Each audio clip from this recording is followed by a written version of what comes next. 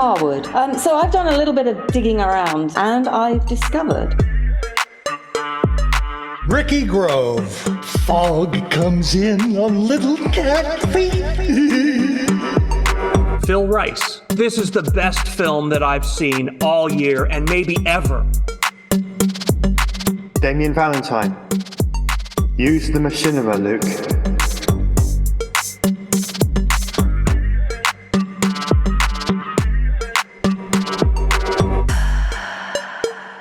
We're back. Yep. You thought you got rid of us in 2023, but no. We're here again with the And Now for Something Completely Machinima podcast for 2024.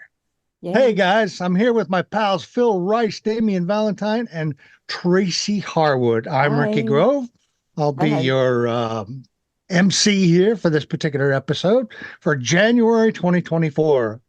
I do want to thank all of our listeners for your support and your comments on our film picks. When we first started out, it was basically no comments, nothing. Phil tried to come up with some comments on his own, which was humorous, but we're so glad that you're supporting the station, the podcast, and makes us very happy. So thank you. Quick note.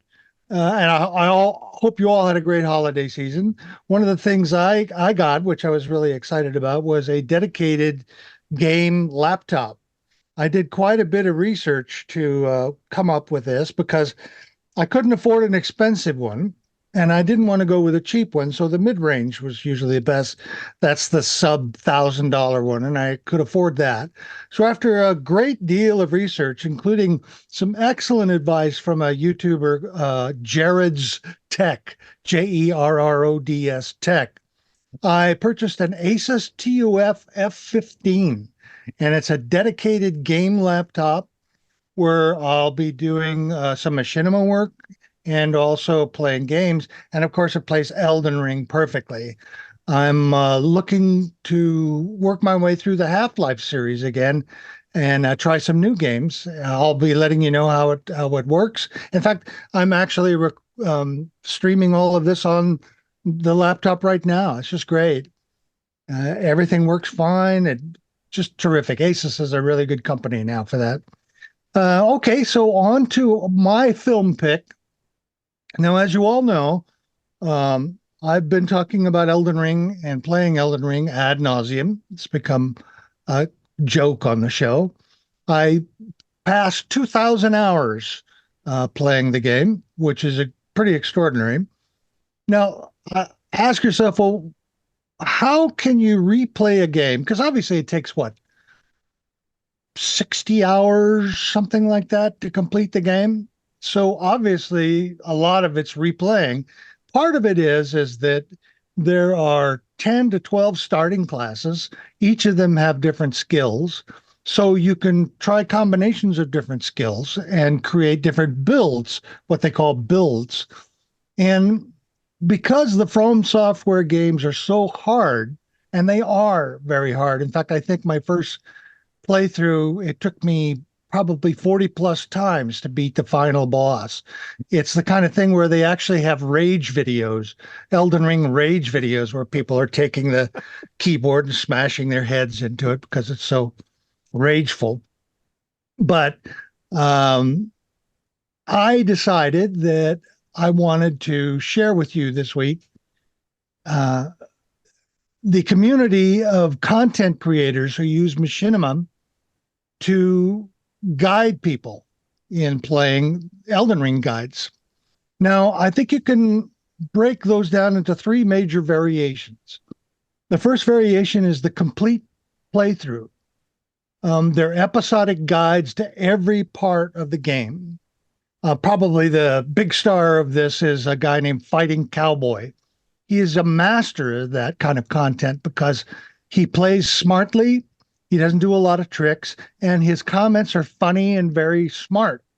He gives you tips and insights. He was the very first guy I went to do a playthrough because truly the games are so hard, you really need guides and help to get through it. The second type of video is the weapon type video. They take an entire weapon type, like curved swords, shields, straight swords, staves, thrusting swords, and the creator will take each weapon and then discuss its qualities and then show how effective or ineffective it is, either in player versus player or player versus the game. They call it PvP or PvE. Two content creators, Monk and Yui, are very good at this type of video. Yui in particular, because he has such a sarcastic wit. He's very, very enjoyable. And then the final type is called the build guide. This is probably the most popular type of video. The creator, Machinima creator, will play through the entire game with a specific build. The setup is shown, the progression of how to build the video, and then all of the major boss fights using that build. Nizar, GG, Thing Fishy, Titus Actual, Fextra Life, Yui's, Sax, Slave, Gale, and Casual, GG, and Cell are my favorites of the build guides. But those are just my favorites. There's probably maybe 36 people who do that on a regular basis. These are the hardest types of videos to produce because they require a full game through, game capture, which can be extensive. I mean, once you get going on that, you've got what, 100 gigabytes, 200 gigabytes of space, and then you have to go through it all. It's almost like creating a documentary film in a way. Then you have to do the editing, the graphics, and then usually they do a voiceover commentary over that. So all of that takes an extraordinary amount of time, and we're highlighting one today. These are by no means the only kinds of machinima for Elden Ring. There's the lore video also, which talks about the background history of the game. And then there's, interestingly enough, there's the math video.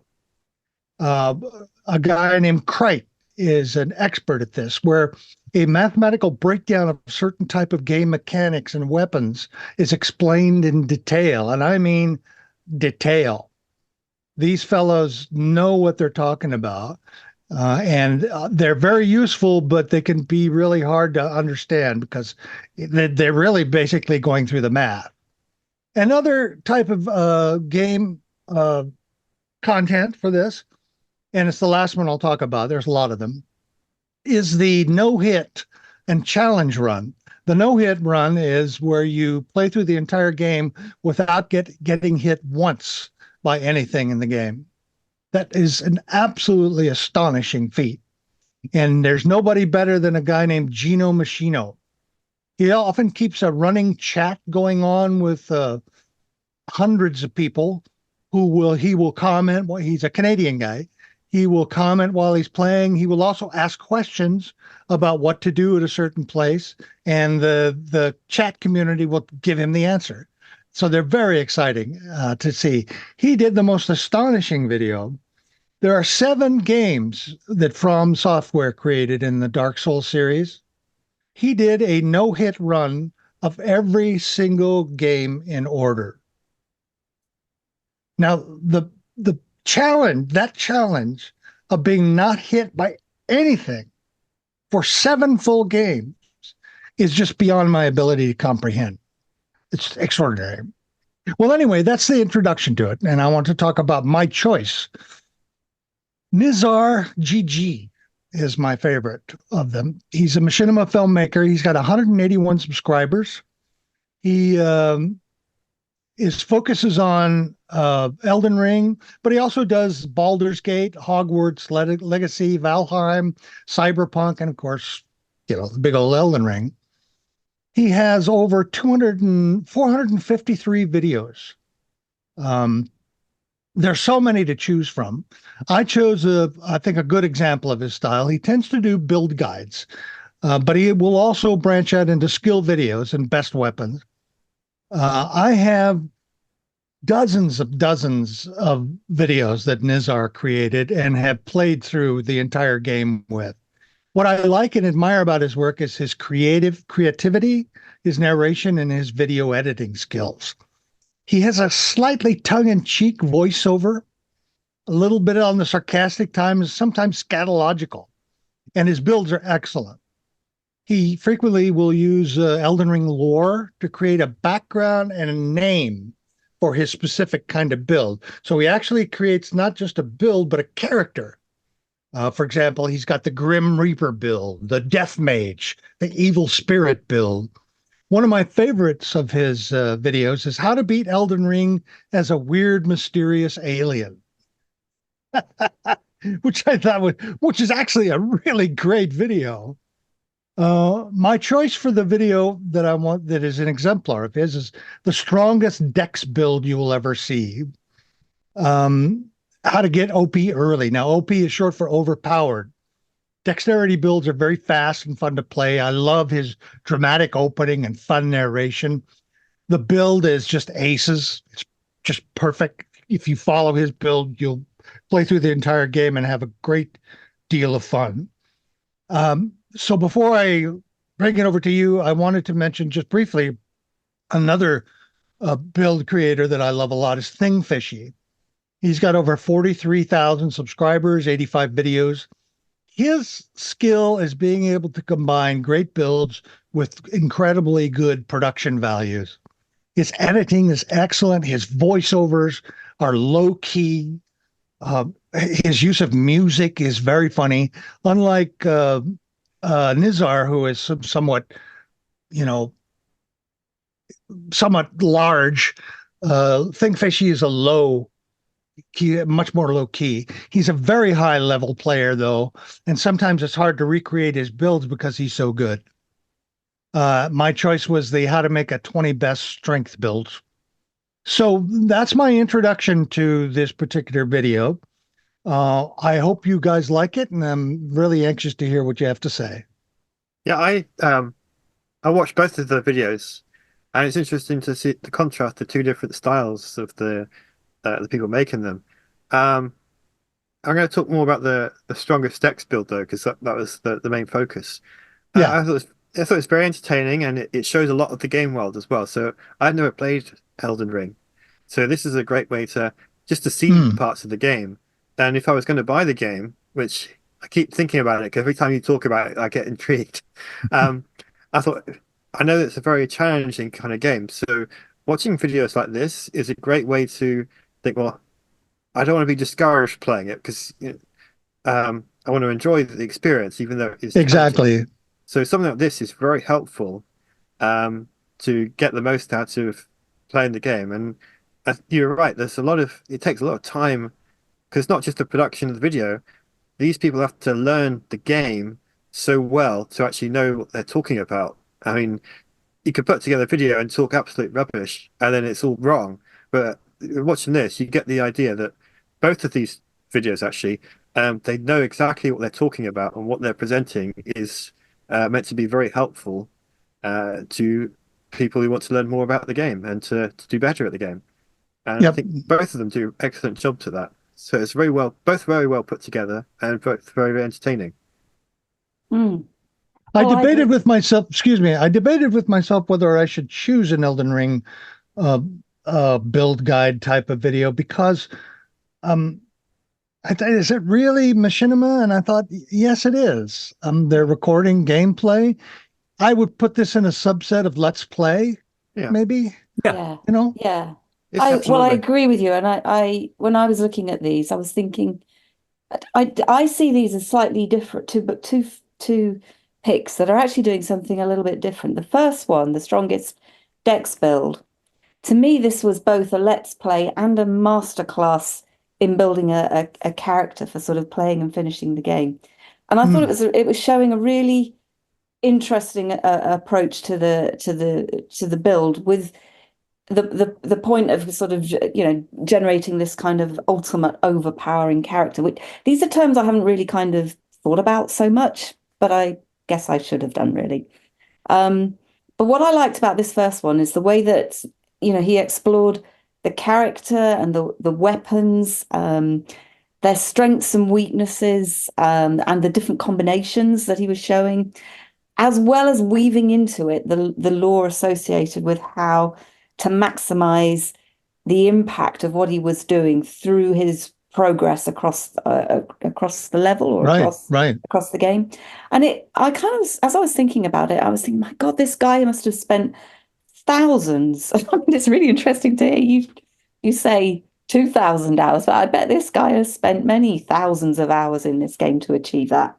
And I particularly liked the way that he periodically showed his status, the health bars and whatnot, to justify the choices that he was making. But I was blown away by the amount of detail that he was putting into what he was doing. And I think what's interesting here is that it differs to some of the earlier approaches to building characters, which we kind of used to talk about and were often really presented as hacks and mods to cheat the game code in order to create this kind of imbalance of power that makes the characters last as long as possible in order to create machinima. But what you're seeing here isn't, or I don't think, it's not cheating at all, but it's very much about the let's play side of doing it, which I thought that kind of differentiation from sort of the early days of creating machinima was an interesting sort of contrast. But clearly what he's doing here is I mean, he's using machinima, but he's not making it for machinima. He's making it to maximize his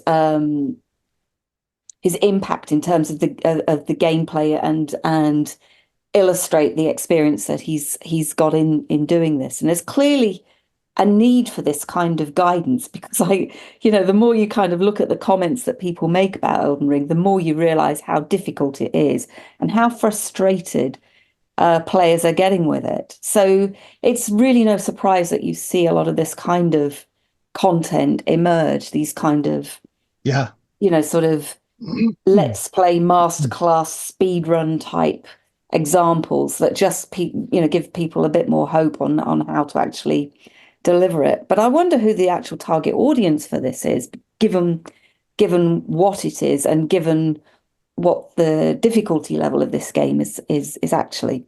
So it kind of made me question, well, is this a tutorial maybe for speedrunners perhaps? And to your point about the math side of it, I was kind of intrigued where this guy was putting a little bit of emphasis on the math side of it too, which made me think that probably what we're talking about here is some kind of competitive environment for this particular game. I'm not sure if that exists or not, or whether it exists outside of Fora, but certainly you see a lot of games being played in a speedrunning format in contest kind of environments. So yeah, I was really kind of intrigued in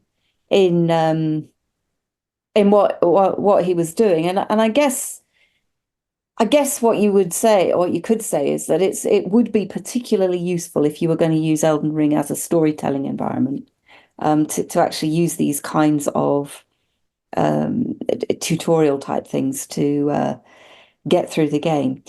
The other one, the make the 20 best strength builds. Yeah, the Thing Fishy. Yes, Thing Fishy.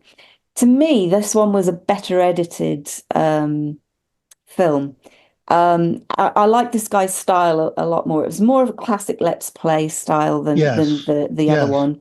I liked his voiceover more. And I'll tell you for why, because I also, and I guess the other guy was doing it from what you were saying, but I just didn't perhaps pick up on the nuances of it. But this guy was kind of romanticizing about the previous run-throughs of the game that he'd enjoyed, if you like. So, for example, he says something along the lines of, I've done this boss before as the first boss of the game on a build guide that was deleted in the great save file corruption of the PS5 era, which I thought was a really kind of, sort of charming way of illustrating just how much time and energy. He's a very charming narrator. Yeah, charming is how I would describe, well, both of these actually, but the second guy I thought was the more charming of the two.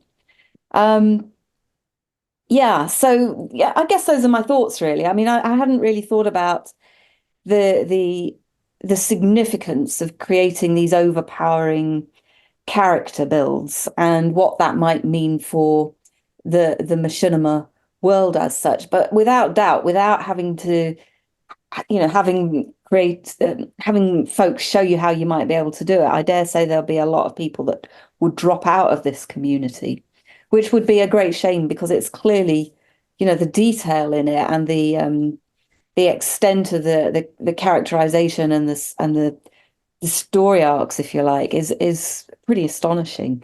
So yeah, really interesting, really fascinating. Thank you for your comments. Those are thank very you very insightful. Much. Over to you, Phil. Strange as this will seem, the video, which I'll focus on the first one, it's the one I watched in full. It took my mind to PacMan. Oh. The old arcade game, the stand-up arcade game, PacMan.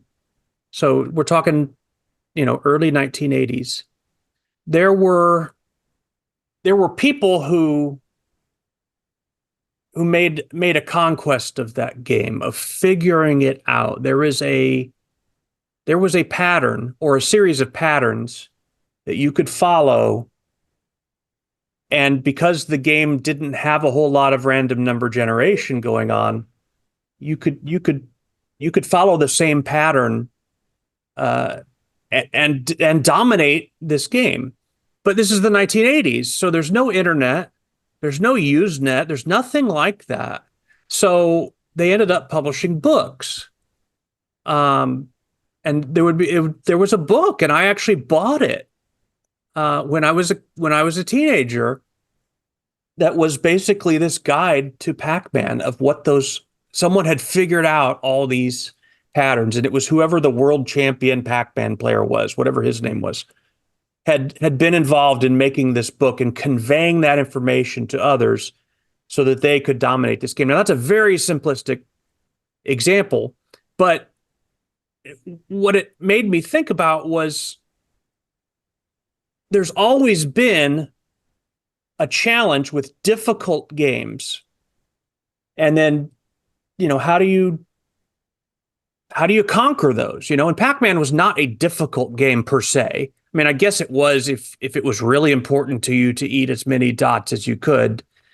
But I'm talking about difficult intellectually. So now you're looking at stuff like Infocom, who made Zork, which was among the simpler of their games. And then they made some that were like genuine interactive novels and just mind-blowing stuff. I mean, Suspended comes to mind. In Suspended, it's this interactive text adventure. You are an AI. This is the 1980s, by the way. And you are an AI who the only way you have of interacting with the world is this series of robots that you can send commands to and control. But each robot is limited to a specific function and therefore a specific sensory array that's devoted to that function that they have. So like if you need to hear something, you have to have that robot in the room that has the hearing because no other robots have that. And only one of them can see. And another one can interact and intellect. I mean, just a crazy complicated game. There's another called A Mind Forever Voyaging, which is honestly, I feel like it's a masterpiece of literature that's never been on paper. In this one, you are participating in an experiment where you're becoming an AI, basically. You're taking on the role, you're running a simulation of a world in the future. And there's this whole dynamic going on that's like something out of Game of Thrones if it were set in the future. There's this religious faction that's gonna go fanatical and take over society, and the radical right wing, radical left wing, and all these dynamics going on. And the only way to help with games like that was they started publishing a series of books called Invisiclues, where it was like a question answer format, and you had the little highlighter marker, remember, with the invisible ink would get revealed.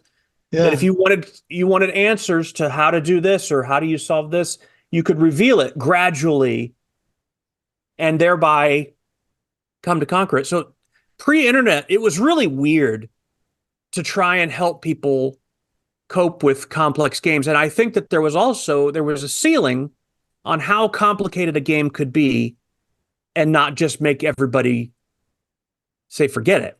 You just couldn't. You couldn't have done something of this complexity. I'm not talking about because of the computing ability. I'm talking purely in terms of the kind of complexity that it takes to play a game like Elden Ring, or if you've ever dabbled with Project Zomboid, unbelievably complex game and very, very unforgiving and difficult. There's only one way to play, and it's hardcore. You die, that's it. You're done. You lose it all. Vintage Story is like this weird Minecraft, uber Minecraft thing that's got ultimately just incredibly complicated crafting recipes to achieve these different Stone Age to Bronze Age technologies. Just how in the world could that have ever been done if there wasn't a way for people to share information the way that the maker of this video does? And it makes me wonder, is the Let's Play video age where this guy basically has made a training course for Elden Ring. I mean, it's a training course that, like, in a different world, slightly different market, he could charge money for it. There's enough people that want to know this information from someone who has mastered the game that they would probably pay a little money for this. In fact, he may get support through a Patreon or something like that. Who knows? If so, good for him. But it makes me wonder, are the game developers getting more and more daring and willing to create something really complex because they know what we, the users, can do? Like, can you imagine, Ricky, if they tried to publish a comprehensive user manual for Elden Ring? It would be impossible. Many volumes, many volumes. Thousands and thousands of pages, and nobody would, and even then, navigating that would be difficult. Video is so effective at doing that, and especially in this where he can, like you mentioned, that he can actually demonstrate what he's doing. Yeah, this one's much more than a Let's Play, I think, because, like Damien, I've never played this game, but I felt more educated about the game from this video than I think from anything else I've experienced. Because, there's the old cliche that I think is BS, but, those who can't do, teach. Not in this case. This is somebody who can do and teaches. And in fact, the best teachers are those who do. Yep. In my opinion. I think that is a silly phrase that someone came up with as some kind of put down however many decades ago, and it doesn't hold water. When someone really does know their stuff and then has the skills required to convey that information in a way that's understandable to me, who's never, ever played the game. I'm not stupid. Entertaining.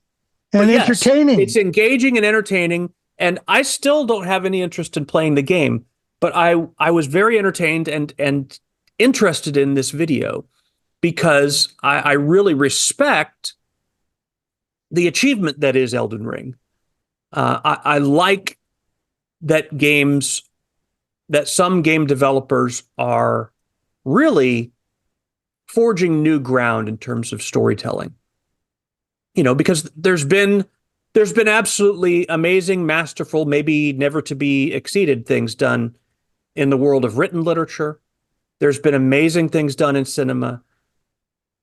Games never gets the credit in the wider world as those other two mediums. And this game, I think, blows that out of the water. Like it should, when it's done like this, because of that interactive element.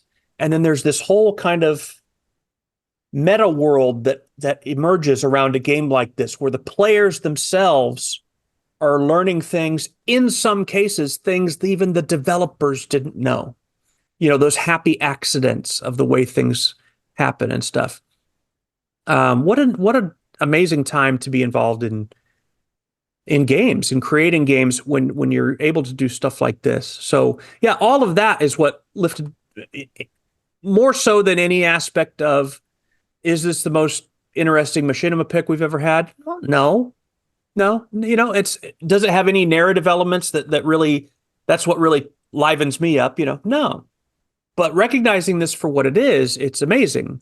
And it builds on a game that I think is an amazing achievement. And so what I respect most about this video and the maker of this video is that he not only has the skill to have mastered a notoriously difficult game to master, but then he also has the skill, because the two don't always go hand in hand, he also has the skill to convey it, to condense. That's the most impressive skill here to me, is there's so much information that the game Elden Ring throws at you. There's all kinds of choices that have to be made about what's important enough to mention and what's not, and then how to synthesize that and condense it and distill it and refine it. The mind that can do that is really impressive. And then on top of that, he knows how to edit video too. Yep. So yeah, and use graphics. Really, yeah, it's a really use graphics really in the video. Yeah, it's quite the flex. I don't think the guy intends it as a flex, but it is quite a flex. It's pretty impressive. And so yeah, I'm glad you shared it with us, Ricky. I just wanted to add a little bit extra to my piece. This is absolutely machinima. We've seen lots of experimental films, and we've seen lots of narrative films, regardless of whether they're comedy or drama. This is a documentary.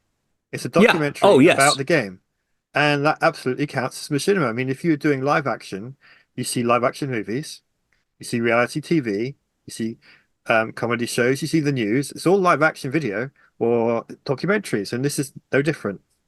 I actually, the word documentary came to my mind, Damien, but I hesitated to use it because it's been so long since I've seen an actual documentary that is as thorough as this.